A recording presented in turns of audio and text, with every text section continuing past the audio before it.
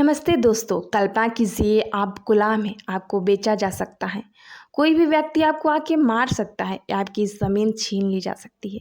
हजारों साल तक इंसान यही सहते रहे, लेकिन फिर कुछ लोग उठे और बोले नहीं, हर इंसान का कुछ अधिकार है जो कोई नहीं छीन सकता। ये है मानव अधिकार। आज हम बात करेंगे मानव अधिकार क्या है, ये कैसे विकसित हुआ, प्राचीन काल से लेकर आज तक क्या क्या बदलाव आए। अब जानते हैं मानव अधिकार का अर्थ। मानव अधिकार वो बुनियादी अधिकार है जो हर इंसान को सिर्फ इसलिए मिलते हैं क्योंकि वो इंसान है। जाति, धर्म, रंग, भेद, देश, अमीर, गरीब कुछ भी मायने नहीं रखता। अब जानते हैं मानव अधिकार की परिभाषा। मानव अधिकार वे सार्वभौमिक, अविभाज्य, असंपदेय और समान अधिकार है जो सभी मनुष्यों को उपलब्ध कराए जाते हैं। इनका उद्देश्य हर व्यक्ति की गरिमा, स्वतंत्रता और समानता की रक्षा करना है। संयुक्त राष्ट्र के अनुसार मानव अधिकार वे मौलिक अधिकार और स्वतंत्रताएं हैं जिन्हें सभी मनुष्यों को बिना किसी भेदभाव के प्राप्त होने चाहिए। ये अधिकार सभी मानव जाति की अंतर्निहित गरिमा और मूल्य पर आधारित हैं। तो अब जानते हैं मानव अधिकार की विशेषताएं को। मानव अधिकार वे मूलभूत अधिकार है जो हर व्यक्ति को जन्म से प्राप्त होते हैं, केवल इसलिए कि वह मानव है। ये अधिकार किसी राज्य या सरकार द्वारा दिए नहीं जाते, बल्कि स्वाभाविक रूप से सिद्ध होते हैं। ये मानव की गरिमा, स्वतंत्रता और समानता का अधिकार होता है। अब जानते हैं इसकी मुख्य विशेषताएं, जिसमें पहला है सार्वभौमिक। मानव अधिकार सभी मनुष्यों पे लागू होता है, चाहे उनकी राष्ट्रीयता, जाति, धर्म, लिंग, भाषा, रंग या कोई अन्य स्थिति कुछ भी हो। ये पूरे विश्व में हर जगह जगह और हर व्यक्ति के लिए समान है। दूसरी विशेषता है अविच्छेद्य। ये अधिकार जन्मजात है और इन्हें किसी से भी छीना या अलग नहीं किया जा सकता। व्यक्ति इन्हें त्याग नहीं सकता। ये मानव होने के नाते स्वतः प्राप्त होते हैं।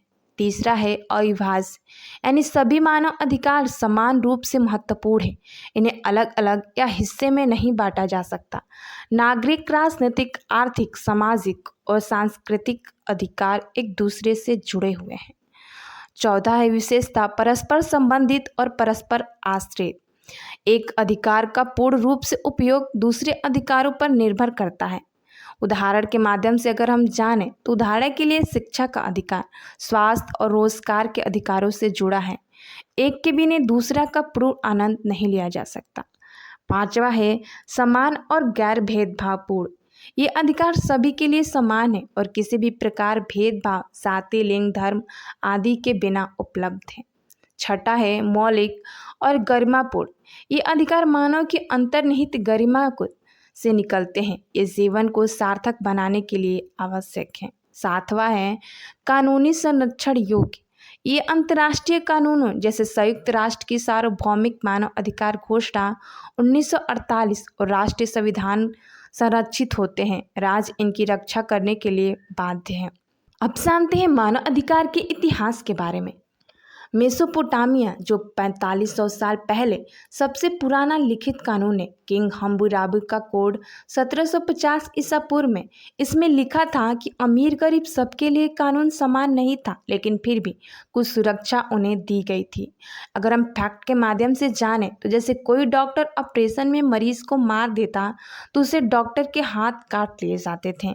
इसी तरह प्राचीन भारत में जैसे वेदों, उपनिषद और बौद्ध जैन परंपराओं में धर्म का विचार था। अशोक के शिलालेखों में कहा गया कि हर प्रजा को समान मिलना चाहिए। कौटिल्य के अर्थशास्त्र में राजा को प्रजा के कल्याण का आदेश था।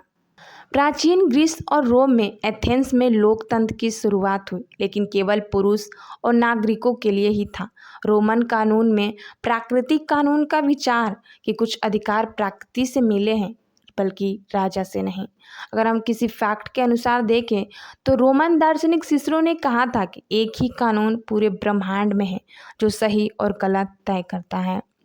अब हम जान लेते हैं इसके महत्वपूर्ण धाराओं को जो अक्सर पेपर में पूछे जाते हैं।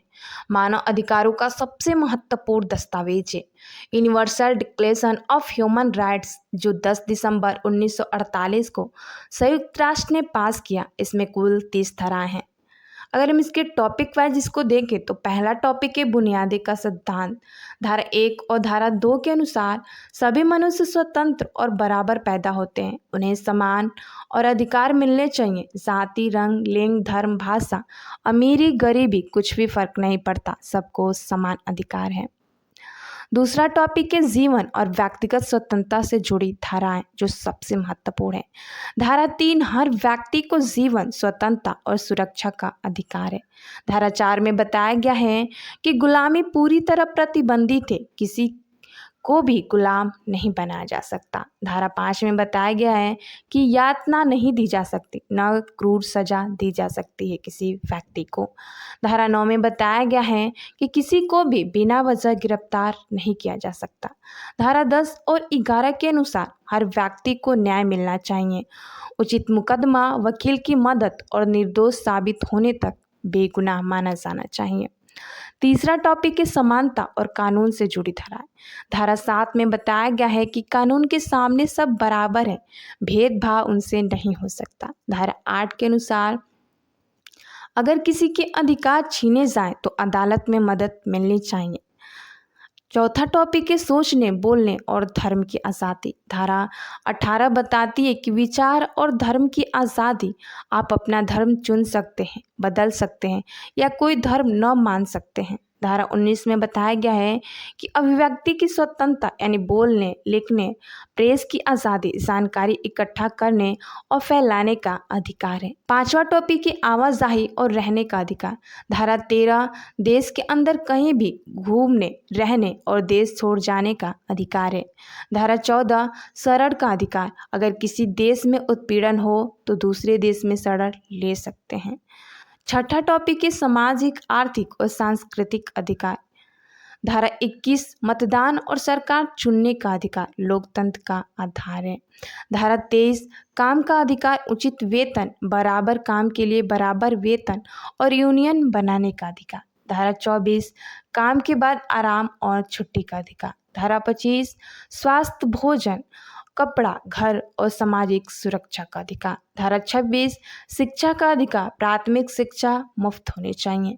धारा 27 सांस्कृतिक, कला और विज्ञान का आनंद लेने का अधिकार। सातवां टॉपिक है समुदाय और सीमाएं।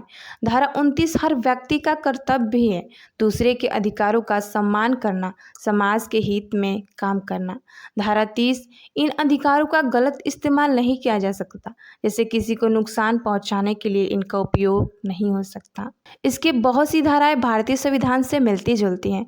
भारतीय संविधान के मौलिक अधिकार अनुच्छेद 12 से 35 यूडीएचआर से बहुत प्रेरित है, जैसे अनुच्छेद 21 जीवन और व्यक्तिगत स्वतंत्रता, अनुच्छेद 19 बोलने की आज़ादी, अनुच्छेद 14 से 18 समानता का अधिकार। अब जान लेते हैं मानव अधिकार के उद्देश्य के बारे में। मानव अधिकार कानून बनाने का मुख्य उद्देश्य हर इंसान की गरिमा, स्वतंत्रता, सुरक्षा को सुनिश्चित करना है। ये कानून सरकारों और शक्तिशाली लोगों की मनमानी पर रोक लगाते हैं, ताकि कोई भी व्यक्ति अपनी मर्जी से दूसरे इंसान के साथ अन्याय न कर सके। अगर हम इसे और भी आसान भाषा में समझें तो मानव गरिमा की रक्षा करना, हर व्यक्ति को सम्मान के साथ जीने का अधिकार मिले, उसे गुलाम न बनाया जाए, यातना न दी जाए, अपमान न किया जाए।